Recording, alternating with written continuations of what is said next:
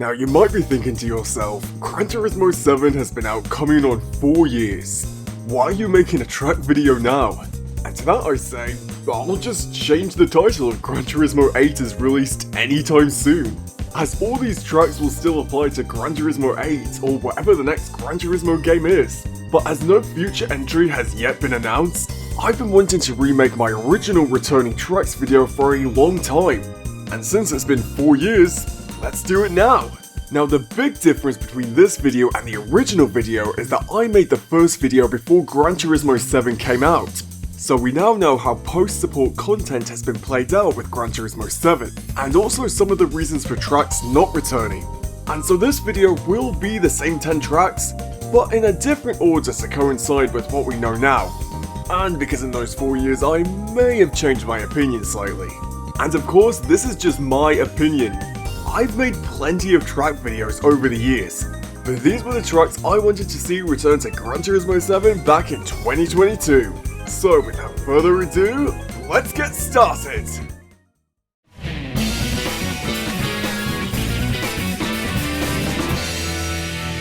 Well, number 10 is still the same. Mobility Resort Motegi has had an interesting history in the Gran Turismo series, originally appearing as a fictionalized version of the Super Speedway in Gran Turismo 2 and 3. The full track would appear from Gran Turismo 4 until Gran Turismo 6, DLC in Gran Turismo 5 I believe. Now rumours went around a few years ago that Polyphony had actually went and done all of the scan work to implement Motegi into Gran Turismo 7, but it hasn't appeared yet. I did actually say in my original video that out of all the tracks on this list, Motegi was the one that was most likely to appear, and Polyphony have added to both the American and European tracks, but never Asia, despite it being right on their doorstep and would feasibly be cheaper to travel to. So who knows what's happening there. I did make a follow-up video a few years ago just reinforcing my point that Super Speedway would be a good inclusion to bring back high-speed oval racing, since that's not really been utilised in Gran Turismo 7. But also, I could picture just the road course being added and not the Super Speedway. Polyphony do like to just add one version to new tracks, and that's it. And trust me, if Polyphony added just the road course and not the Super Speedway, I would definitely be making a rant video. But hopefully if Motegi is ever added, it will be added in full.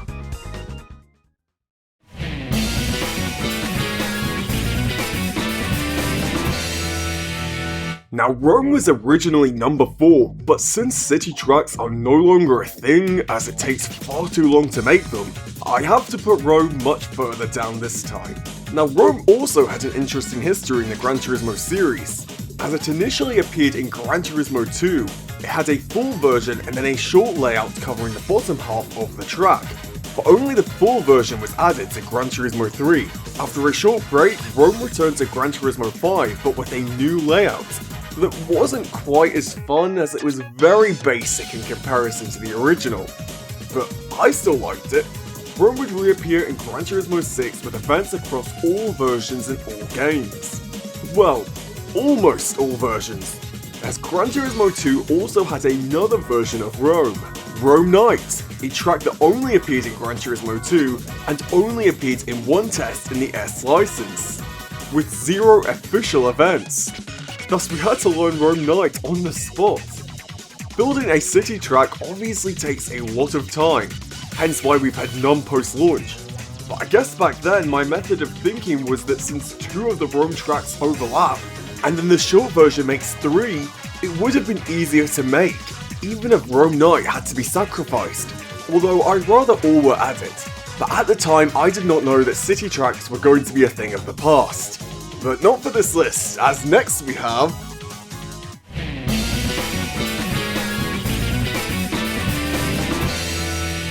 Seattle was originally number 8 last time too, and honestly I would have put it higher on this list if it weren't for it being a city track, and also no longer possible to drive on. Seattle was my favourite city track to race on, especially in Gran Turismo 4, and a shout out to New York too, because it and Seattle really captured how great city tracks can be. But with Seattle's viaduct being demolished years ago, if Seattle were to return, it would have to be redesigned, unless they added it as a period track from the time it was originally made. Seattle appeared from Gran Turismo 2 until Gran Turismo 4, being reused for Gran Turismo PSP as its final appearance. Gran Turismo 2 also had Seattle Short, which is still visible in later versions, but just not used. For the Acura NSX concept trailer, a few frames actually showcased Seattle, seemingly remade in HD, but it never appeared in the HD era, which was a great loss indeed. Which is how I would also describe city tracks. I appreciate they do take a long time to make, but they offer such a unique and different experience to circuit racing. And Seattle was especially good with its elevation changes too.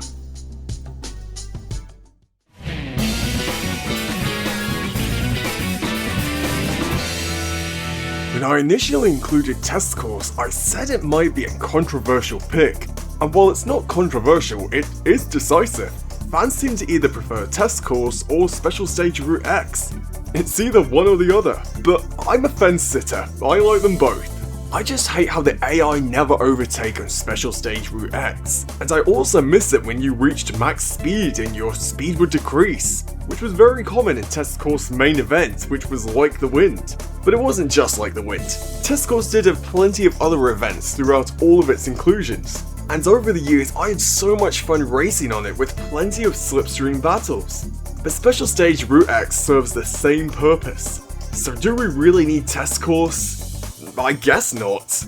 But Test Course was part of the driving park tracks in Gran Turismo 4, so for the rest of this entry, let's talk about them. Beginner Course was a simple addition, and as the name implies, it was for beginners. Super easy, short, and barely any corners. I think with Gran Turismo 7's beginner-friendly feel, it would have made a lot of sense for Beginner Course to return. Beginner Course only appeared in the Gran Turismo 4 games, Prologue, 4, and PSP. And in Gran Turismo 4 Prologue, it initially didn't have a chicane. It is technically a shortened version of Motegi Super Speedway, just with the chicane in later versions. But we currently don't have Motegi Super Speedway, so it would be something new. Motorland was the other driving park course, and was still short, but a little more complicated. Appearing in just Gran Turismo 4 and Gran Turismo PSP, I loved racing on it too. Mainly with faster cars, as watching the AI struggle to stay on the track and even going into the pit lane was very amusing to me as a kid. And that was back in the days when Gran Turismo games were fun and not taken as seriously as they are now. There was also a Gymkhana course in the driving park too, which was used for the coffee breaks in Gran Turismo 4. They could have even brought that back too if Driving Park made a return. But sadly, I don't see it happening in Gran Turismo 7. Maybe in future entries though. But jumping back to Test Course, it was number 7 last time too, and had 2 different versions. In Gran Turismo 1 and Gran Turismo 2, it was shorter at 3.26 miles. And in Gran Turismo 3, 4 and PSP, it was 6.43 miles. Special Stage Route X is 18.82 miles, with the straights being 7.46 miles. So Test Course is a lot shorter. Imagine 20 laps on Special Stage Route X in some of the Gran Turismo 3 events. No thank you. On a final note, I wish they would utilise Special Stage Route X a little bit more. It barely has any events. Like I said for Motegi, bring back oval racing, Polyphony.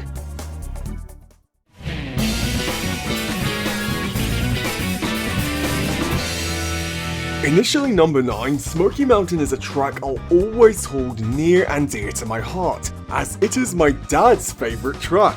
Now my dad never played any video games, and in fact he hates them. He would always say to me and my brother how much he regretted buying us a PlayStation 2. But when we'd go to bed as kids, he'd be playing Gran Turismo 3's Smoky Mountain. And he even still talks about it occasionally to this day. Gran Turismo 3, in my opinion, had the best dirt physics, the most satisfying to drift round corners, and in fact, all of the Gran Turismo 3 rally tracks are great. Smoky Mountain appeared in Gran Turismo 2 and Gran Turismo 3, receiving a huge facelift for Gran Turismo 3. And also in Gran Turismo 2, Smoky Mountain had a North and South version. Smoky Mountain North remained and simply became Smoky Mountain, whereas Smoky Mountain South and Green Forest Roadway technically became the Swiss Alps, which I also love too and would love to see the Swiss Alps come back, especially since Eikenordven didn't get its rally track. It might be unpopular to say this, but none of the rally tracks in Gran Turismo 7 really do it for me. They just feel too stop and start. Smoky Mountain in Gran Turismo 3 is extremely satisfying to drive around, and I believe in Gran Turismo 7 it would be as well.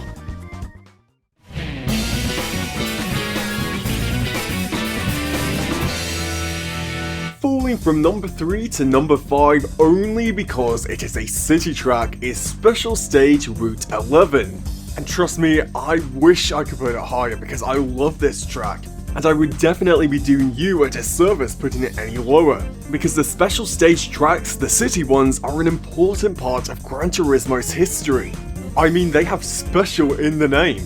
Special Stage Route 11 only appeared in Gran Turismo 1 and Gran Turismo 3, but had a slight change for Gran Turismo 3. In Gran Turismo 1, one of the sections takes you under the home straight, whereas Gran Turismo 3's cuts off a little earlier and takes you parallel with the home straight. In Gran Turismo 3, the Gran Turismo 1 route can be seen behind the barrier sealing it off. Some other notable special stages were Route 5, which appeared from Gran Turismo 1 until Gran Turismo 6. Yes, almost every incarnation of Gran Turismo. The Clubman route was a shortened version of Route 5 and was only absent in Gran Turismo 3, and now Gran Turismo 7. Special Stage Route 5 Wet only appeared in Gran Turismo 3, and was technically considered a rally track, but was basically just Special Stage Route 5, but wet. And we didn't have any wet tyres in Gran Turismo 3, so the AI wasn't very good at it. Special Stage Route 7 appeared in Gran Turismo 5 as a post-launch track and only had a single event in Gran Turismo 6. It has no pit lane and utilises a unique method of going up one lane and coming back down on the other side. And so at first glance the map looks quite weird, but I really like this concept. All the special stage routes were raced on Night 2, which made them stand out, but I think it would have been cool to see them during the day. Entering the HD era, the atmosphere had really died down. These tracks were definitely at their best in the PS2 era, in my opinion, and they still looked great even in the PS1 days. But of course, as city tracks, they would take far too long to make. And I'm sure some people will argue that the Tokyo Expressways are the modern special stage route tracks. And to be fair, I do like Tokyo Expressway, which is kind of annoying because it just makes me wish we had more city tracks. So hopefully for the next Gran Turismo entry, technology will have advanced so Polyphony can make more city tracks more quickly.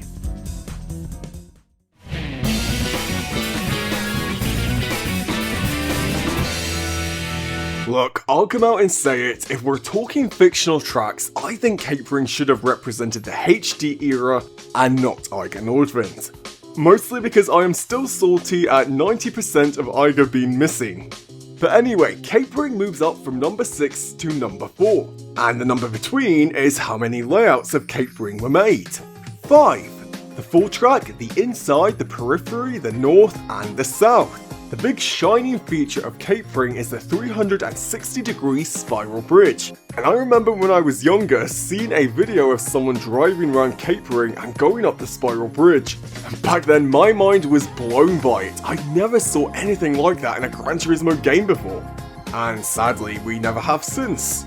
Appearing in both Gran Turismo 5 and Gran Turismo 6, Capering was used for several events, and personally I think it would be a solid addition with all 5 of its versions. And with 2 pit lanes, it means that each layout has access to at least one. Now I understand Capering and its 360-degree spiral bridge isn't for everyone, but it is for me, and this is my list. And as I use it so much in my videos, I think it's safe to say that I love Capering.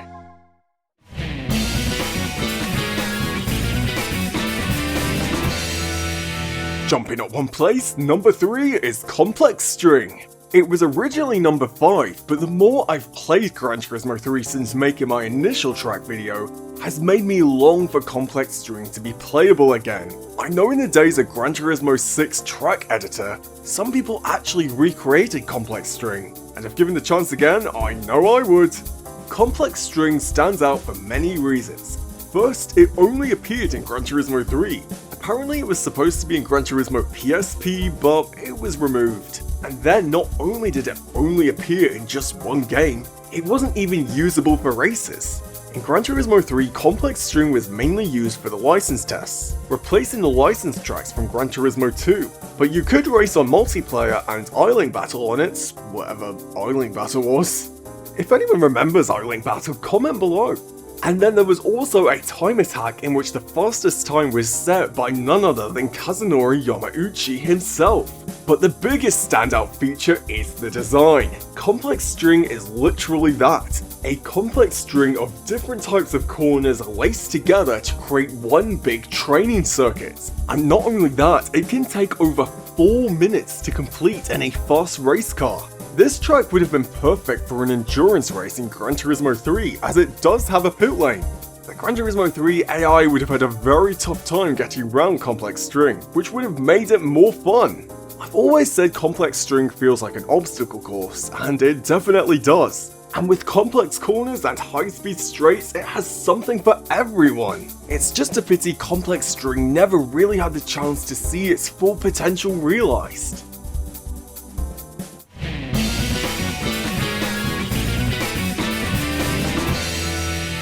Well, my number 1 has fallen to number 2. Apparently Red Rock Valley was on the leaked track list, alongside Road Atlanta and Grand Valley, but it so far has never appeared in Gran Turismo 7. Red Rock Valley Speedway only appeared all the way back in Gran Turismo 2, and it is an extremely fun track. Despite having some tight corners, for the most part you will be flying around this track at high speeds. It's also one of few tracks to loop over itself. Again, I saw a recreation in Gran Turismo 6, probably modded, but I see no reason why Red Rock Valley couldn't be added to Gran Turismo 7. It was used a few times in Gran Turismo 2's Gran Turismo mode, and it's my go-to track for any time I need to record footage for Gran Turismo 2.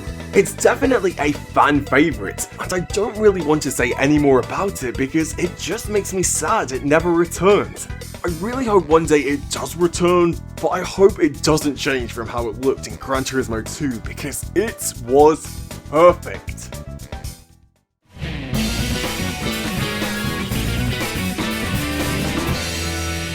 My number 1 and number 2 picks have changed, as this time number 1 is Midfield. And I'm also going to include Apricot too. It has been discussed that Midfield and Apricot are two shortened halves of Suzuka, and I can definitely see it, but they are unique enough to stand on their own 2 legs. And nostalgia is the most powerful emotion one can have. And personally, I've always loved Midfield and Apricot over Suzuka. And in most cases, if you get one, you get the other.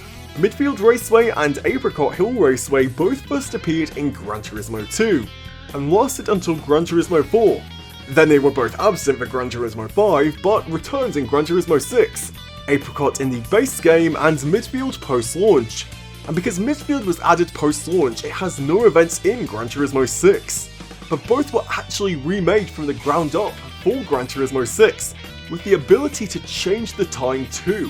And as Midfield came so late, I would argue that it really could have been added to Gran Turismo Sport. Suzuka might be the thing that keeps Midfield and Apricot from appearing in Gran Turismo games again, but I see that as an excuse and not a valid reason. Both Midfield and Apricot have been heavily featured in plenty of my videos I have made over the years. They may not be the original Gran Turismo circuits, but they fit in with the best of the best when it comes to Gran Turismo original circuits. And so there you have it, 10 tracks plus a few extras I would like to see added to Gran Turismo 7. I do hate that I also had to be realistic and state reasons why they couldn't be added to Gran Turismo 7, but I am a dreamer, not a realist, so I will hold on to hope that we may see at least one of them sometime in the future. Which tracks would you like to see added to Gran Turismo 7? Let me know down below. Thanks so much for watching, don't forget to like and subscribe, and I will see you next time!